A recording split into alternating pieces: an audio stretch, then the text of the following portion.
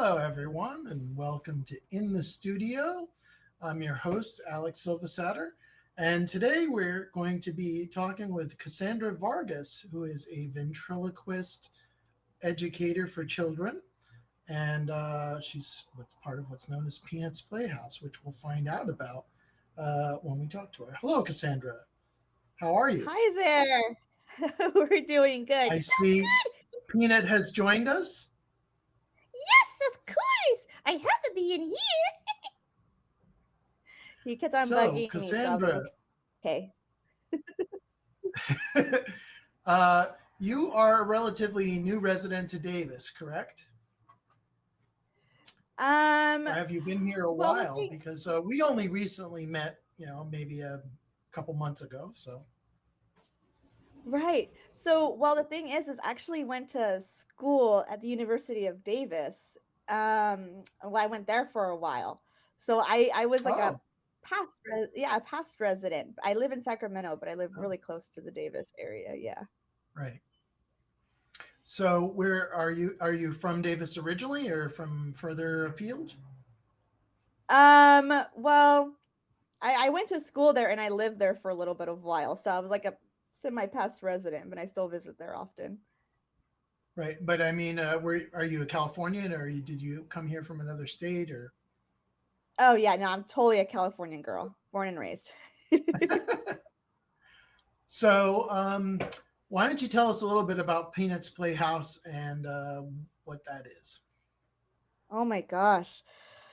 That's such a little question. Well, we do so much here at the Playhouse, and one thing we do the most is spread joy to kids. So we do a lot of different puppet shows. I mean, we do educational puppet shows, we do workshops, where we teach kids how to build puppets. And most of what we do and all of our puppet shows is basically spread love and joy wherever we go. I mean, our most of our aims in our program is to build child's confidence, like their self-esteem, and we do that with our Mm-hmm. boogie classes that we play the guitar in and the kids dance to it. Or I talk to them. Yeah, Peanut talks to them. Or yeah, we just have so much interactive shows with them. So it's Right. more of a just all encompassing kind of show and Right. business that I have. And you have a It's website, really correct? Yes, I do. It is peanutsplayhouse.org. Yes. .org. Okay. Yeah, Yes. there we go. We got .org. our thing explained. So, Peanut, how long have you been doing this? Well, okay, so cool thing. Let me talk. Okay, sorry. I get so excited, I forget. Okay, so I've been doing this for 3 years now. And you know how old I am? I'm 4. So, Wow. So, a most long of your time, as life. long as I've been alive, really. Yeah. And it's great. The first time I met Peanut, I just fell in love, and Peanut's actually my very first puppet, like the first one I've ever got. Before then, I didn't ever try to learn how to make my own puppets from scratch, but Mhm. as I've grown as a ventriloquist, I've made my own puppets, and I just keep Peanut close to my heart because he was the first one that sparked all of this creativity and journey that I've been on so far. And meeting you, and working with Davis Media. And what's your favorite part of working with children, Peanut? Oh my gosh! They just are so fun and funny. Oh my gosh, they like when I toot my horn, like toot toot, and they just laugh and smile, and oh, we just had so much fun. And you know what they do is they give the best hugs, and I love hugs. Yeah, That's Peanut's a big true. It's a hugger. pop. Every time we go somewhere, kids just want to hug him. Huh? Well, Peanut's pretty cute. Oh, thank So, you, Ellie. Cassandra, what inspired this decision to become a ventriloquist educator? I mean, is that something you did personally, or were you at UC Davis in some sort of program like children's education, or like where did the inspiration for all this come from for you? Oh my gosh. So it was honestly a self-discovering journey, I feel. So when I first started out, I majored in wildlife and biology in Davis and I went to school there. And I Mhm. started working with children in the wildlife education department. And I was Mm, thinking, okay, I really want to teach kids, in a fun and unique way. How would I do that? So that's when I started looking back at my own heroes that I had in my life growing up. And, immediately I thought of Sherry Lewis, Mr. Rogers. Okay, like what do they have in common that brought me so much joy and made me want to learn? It was, through the use of puppets. And from then on, it was like, okay, I'm just gonna get, get a puppet and do this. And for a while I kind of, you know, stopped myself from doing it because sometimes some people are scared of puppets. And they're just not comfortable with them. But it's true. Like sometimes some kids cry when they see my puppets. But um it is kind of something new that I never picked up anywhere in my life before, not even as toys. And like I put on Peanut, and I was like, yeah, this is it. I gave him a personality, and it's history from there. It's been a journey. and are there is there a particular area of education that you specialize in that you when you're doing these programs? Like, people talk about nature, people talk about the environment or different things, you know? Well, it's fun because with mine, I actually do a lot of educational puppet shows, but they're of different things. Like Mhm. I have one that I'm very passionate about, autism inclusion. I'm doing a puppet show at that in a pretend Mm, city where I educate, children about some of the traits that other children have of autism. And, like, okay, well, what can we do when we are facing a child with autism, steps we can take, and how having that child right. understand that, and how do they regulate their own child's emotions when dealing with someone or encountering someone with autism. So that's only one example, Right. but I also do one of like anti-bullying, and also I've done one of Mhm. recycling. I even have like a Mother Nature puppet. She's so beautiful. That I'm wanting to do environmental awareness, and eventually I want to make her children. Right now she doesn't have children, but I want to do her children as summer, winter, fall, and spring. And Oh, just create a song for kids to learn like all the different types of, seasons, because you know, places and things change. So we do science, Yeah. that brings Emotional. up an interesting. You mentioned the song, so you're also do music as well, right? Yes. Yeah, I do. I write my own songs, and sometimes I figure out how to play my own guitar, or I, work with other people and we come together Mhm. and write songs together, and it's really fun. Is music something that you've done all your life, or is that something that you've developed recently in addition to the ventriloquism? Isn't it funny how that works out in life? Like that, some skills they just come together.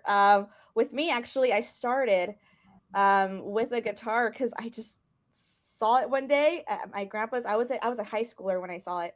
I was 18 years Hmm. old, and I told my grandpa, "What a cool guitar!" And he's like, "I don't play it. Here you go." And I'm like, "I'm just telling you, it's a cool guitar, Grandpa." And he's like, just have it." And I'm like, Okay." And then from there, I just took classes at high school, and I learned from there how to do like, basic chords and stuff. And, I just pretty Hmm. much from then on just started playing different stuff and teaching myself as I kept growing. And it's just funny how I did drop it for a while, but then I noticed that like I children learn a lot through song too. And so when Hmm. I thought about that, like I want to put things together and then always have a song at the end to say, this is basically what the show's about. Like you can miss the whole show. And if you get the song, like that's all you need to hear, And it's like a Right. little a boat's, like you have a, complicated box inside it and you just wrap it and that's the song, it just keeps it all together and condenses. I don't know, Mhm. something like that.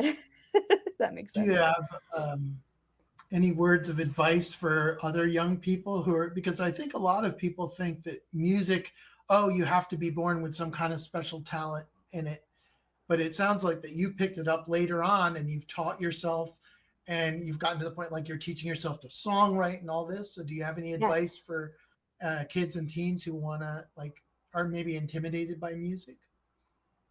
Oh, yes. I mean, I'd say if you're really interested in going for it, just, try it out. I honestly, it took me a while to learn guitar. I feel like anything with anything, like ventriloquism, learning the guitar, songwriting, it just comes with practice. Like you really have Mhm. to want it and practice it. And if you do, you will eventually get better and better. Sometimes when we're so used to getting things now and in the moment, Right. but something such as learning an awesome new talent, it takes a while. So just my advice is practice and don't be discouraged and just little steps at a time, not big leaps, just always little steps and you'll get where you're going to. Okay. It, is there anything in particular that triggered like the move into using puppetry and so forth? Because it sounds like um, you had this idea of maybe wanting to work with children and the education, and you were already doing that. And then we know that you were, drew inspiration from Mr. Rogers and all the different puppets and things that you had encountered in your life. But what was it that suddenly one day you were like, I'm going to do use those sources of inspiration to, and you started teaching yourself all the puppetry? I'm sorry, I'm not quite sure if I understand. Oh, well, I mean, it sounded like you said all I started making puppets and all that. I was just wondering what was it that kind of made you like, oh, I'm going to start actually doing this. Oh, yeah. It's funny because all it comes down was a simple video that I had. A simple video. Like it honestly, it was like watching Sherry Lewis. She's been my main inspiration. And honestly, it Hmm. was just watching this one thing. And it was about her talking to Lamb Chop. And she's talking about how a chick hatches from an egg. And she was just Hmm. in the moment with Lamb Chop just saying, you know, "Oh, look at the beak is coming out," and Lamb Chop would respond and all that. And um, I was watching it and I was so immersed in this world that she created. And I was like, how beautiful is that to bring someone into your own world that you've created with this puppet friend that you made and have this audience feel what you're feeling in that present moment. Like, gosh, we need more of that. We need more joy and we Hmm. need to be more present in this time. And watching that video, I saw that and I saw Sherry not move her lips. And I'm like, I'm going to do ventriloquism because I could do that. I could do that too. I know I can. And that's really how it started. And then from then I got Peanut, and then we practiced ventriloquism. I would look in the mirror and I would just practice when I was in the mirror with Peanut. Even with like the head movements, like when Peanut's talking, if he goes like this, it talks all crazy, like it just sounds weird. It just looks weird. But like when you move the head slowly with the syllables and counting, like this, it looks more natural and it just makes sense with the puppet. He's not Right. flopping his head all around. But it was that, and it was just anytime I could get a chance. I was even singing in the car, and just driving around and trying not to move my lips. Anytime I got any chance that I got, I just went all in for it at that point after that video. It was the inspiration. That was all I needed. And how long do you think it took before you felt comfortable? Like I'm now ready to perform in front of real children. Real children. You know what's funny is that I feel like everyone has this. So sometimes I feel too I still get scared. Like I've been doing this professionally for like 2 years now, Mhm. like as a business for 2 years now. And still I still get scared of going in front of these children and performing, like I Right. sometimes I'm like I hope my lips don't move. I hope that they like these Right. songs. And that's just one thing I feel like we as people we sometimes question ourselves when we shouldn't, and we're okay. But so I still kind of have that like scarce, like that scared part of me. But I actually started doing it and saying, okay, I can do this professionally within 1 year. And it actually took someone to push me to do it. It wasn't really me, but they were like, Mm, hey, like, you're really good at this. You could actually, make a living from this. You can have your own kids show. Like, I could see you being like a kid's like television show host with these puppets. And I right. was like, that actually feels so right to me. Like, if Mhm. I had children and, like, and I know me as a person and what I would provide to like education, and television Right. wise, I would want it to be me because I care so much about what goes into this generation and what's being taught. Right. Now, that kind of brings us around to you just finished your first audiobook, correct? Yes, I did. Yep. And I Okay. You started want it. to tell us a little bit about that, Peanut? Yes. So it's about the most amazing person in the world. Yeah, it's about uh them and Jesus. And I go on a journey with Jesus to find out who the most amazing person to Jesus is. It's a really good Uh-huh. book. Yeah, Right. it's And it's a very interactive audiobook. it interacted. And what was the inspiration for this particular book as your first, publication? I guess you would call it. Yeah. Oh my gosh, I know. I'm so excited about it. So how it came about was because actually I had my first puppet show based at a Christian center. Mhm. And I was like, I wanted children to feel love, just love, and acceptance. Like, that's what I want. I want that safe space and for them to feel that way. So Mhm. that's when I created, like, who loves us? Jesus. Like, he Right. loves everyone. So I wanted to write a book about how much Jesus loves his children, and that's exactly what I did. Okay. And you've finished. I know that you finished the recording and you've made the book, right? But Mhm. I saw on your website you're planning on like doing a physical book as well, and like Y- printing something to go with it, but it's not out Yeah. yet. Yes, it's not out yet because I'm still having the illustrations coming out. But Hmm. so what's going on is that I'm doing the illustrations, but I'm really excited about is when people buy the physical book now, I'm gonna have I'm gonna have a read along story with it. It's gonna be for free that they just scan their QR code and they just listen Right. to the audiobook as a read along to the book itself. Hmm. So they're gonna have a visual picture of it and they're gonna be able to listen to it. And we always have a song at the end. So there's gonna be of course a song that everyone sings at the end. Yeah, I've heard the audiobook. You shared it with me, and it's fantastic. I mean, I think it's really a light-hearted, fun, story. That's so cool! I'm so glad you liked Now, um, it.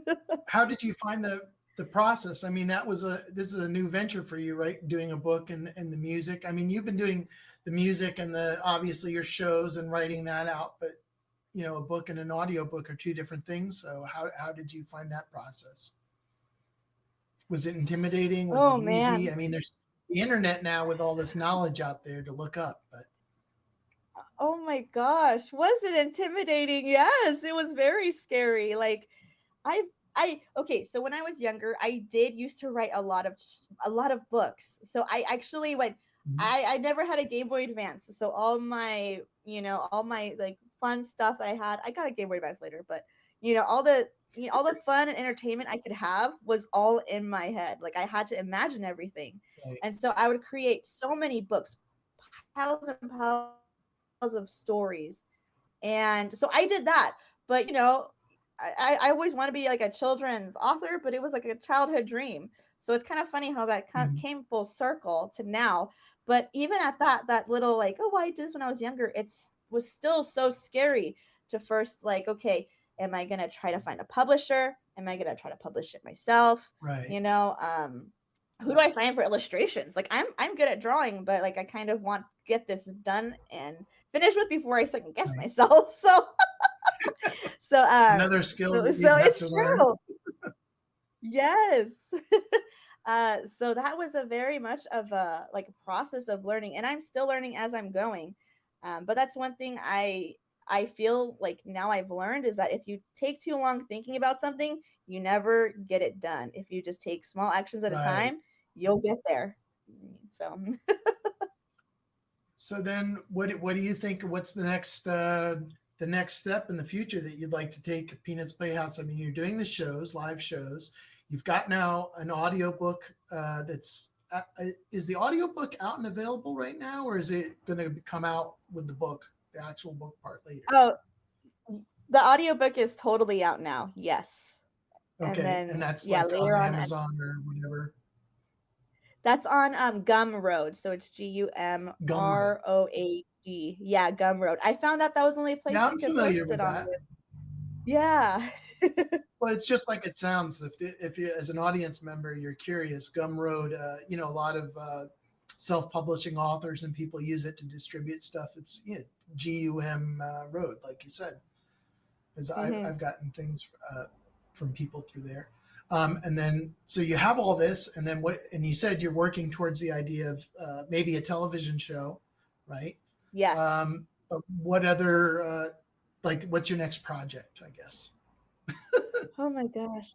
Well, the thing is I have so many mini projects, like, right now I'm making my own little Easter bunny puppet for Easter, and we do Ah, telegrams on that site too.